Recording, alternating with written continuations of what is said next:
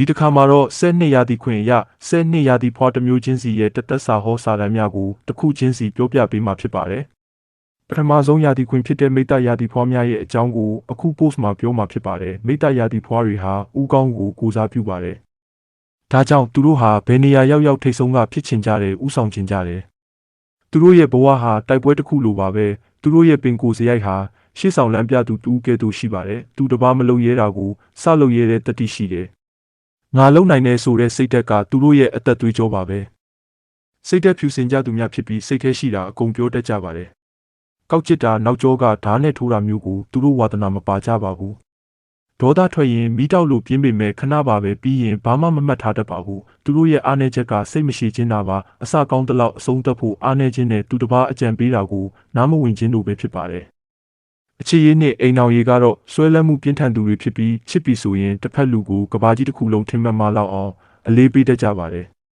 ဒါပေမဲ့ချုပ်ချယ်တာမျိုးကိုတော့အလွန်ပဲမုန်းကြပါတယ်စိန်ခေါ်မှုကိုကြိုက်သူတွေဖြစ်ပြီးအခြေရင်းမှာရဖို့ခက်တဲ့သူမျိုးကိုပိုပြီးစိတ်ဝင်စားတတ်ကြပါတယ်အိမ်အောင်ရေးအနေနဲ့အိမ်အောင်ဖက်အပေါ်တစ္ဆာရှိပေမဲ့အိမ်အောင်ရေးမှာဆရာလုပ်ချင်တဲ့စိတ်ကြောင့်ခဏခဏစကားများရတတ်ပါတယ်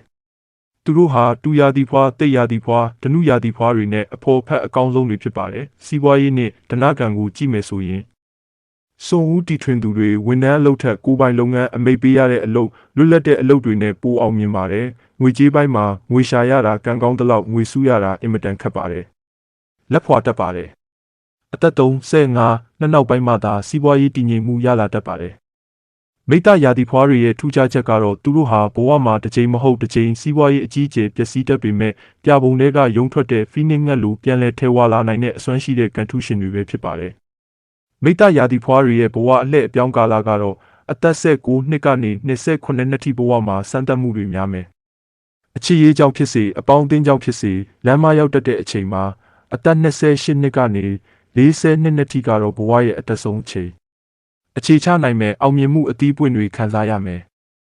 အသက်43နှစ်နောက်ပိုင်းအောင်မြင်မှုကိုထိမ့်သိမ်းရမယ့်အချိန်ပဲဖြစ်ပါတယ်သားသမီးကံကောင်းမွန်တတ်ပါတယ်တကယ်တော့ရာသီဖွားဟောဟာရေဘူးရအဖြစ်ဒီရာသီဖွားတွေဟာဒီလိုကံအကျိုးပေးရှိတယ်ဆိုတဲ့သဘောပဲဖြစ်ပါတယ်ဒါကြောင့်စိတ်ပါဝင်စားသူတွေအတွက်ပုံမူမှန်ကန်တိကျစေဖို့မိတ္တရာသီဖွားတစ်ခုကို၃မျိုးထပ်မံခွဲပြီးပြောပြပေးပါဦးမယ်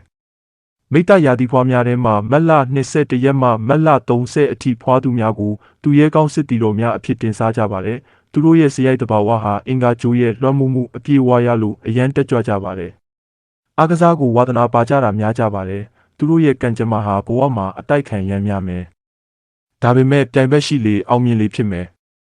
ခေါင်းမာလုံးနာကိုလျှော့နိုင်ရင်အမြင့်ဆုံးကိုရောက်ပါလိမ့်မယ်တင့်လျော်တဲ့အကျိုးပေးအလုပ်များကတော့စစ်ဖက်ရဲဘက်အင်ဂျင်နီယာတမ္ပဏိလုပ်ငန်းကိုခံပညာနဲ့ပတ်သက်တဲ့အလုပ်မျိုးလို့ဖြစ်ပါတယ်ဒုတိယတစ်မျိုးကတော့မတ်လ31ရက်မှဧပြီလ9ရက်နေ့အထိမွေးဖွားလာကြတယ်ဘယင်ဆန်သောမိတ္တရာသီဖွားများပဲဖြစ်ကြပါတယ်စရိုက်တဘာဝအဖြစ်နေမင်းရဲ့လွှမ်းမိုးမှုကြောင့်မာနရှိတဲ့ဂုဏ်သိက္ခာကိုအသက်ထက်တံမိုးထားကြသူတွေအဖြစ်တွေ့မြင်ရတတ်ပါတယ်သူတို့ရဲ့ကံကြမ္မာဟာလူကြားထဲမှာထင်ပေါ်ကျော်ကြားတတ်တဲ့ကံအကျိုးပေးမျိုးပါလာတတ်ပါတယ်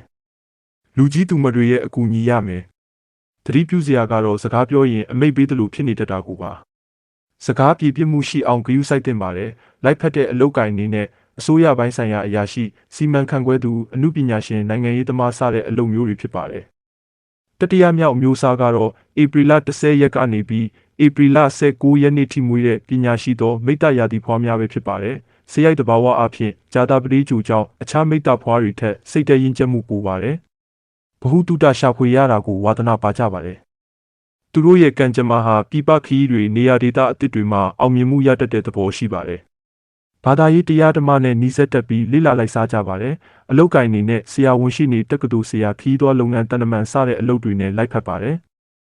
မိတ္တရာသီဖွားများအတွက်အထူးဆောင်ရန်နှင်းရှောင်ရန်ရတရားအနေနဲ့ပြောရရင်တော့အဆောင်ရတနာပဒများရူဘီသို့မဟုတ်ကြောက်နီအဆောင်ရောင်အနေနဲ့အနီရောင်ပန်းရောင်ရွှေရောင်လို့ဖြစ်ပြီးရတရားလုပ်ချင်ရင်တော့အခက်ခဲကြုံတိုင်းအိမ်ရှိဖျားမှာအုံညွန့်6ညွန့်နဲ့တပြေ3ညွန့်တွဲပြီးကတ်လူပါအင်္ဂါနေ့မှာတက်တက်လွတ်စားပေးခြင်းကဘေးဥပတ်တွေကိုကျော်လွှားစေပါလိမ့်မယ်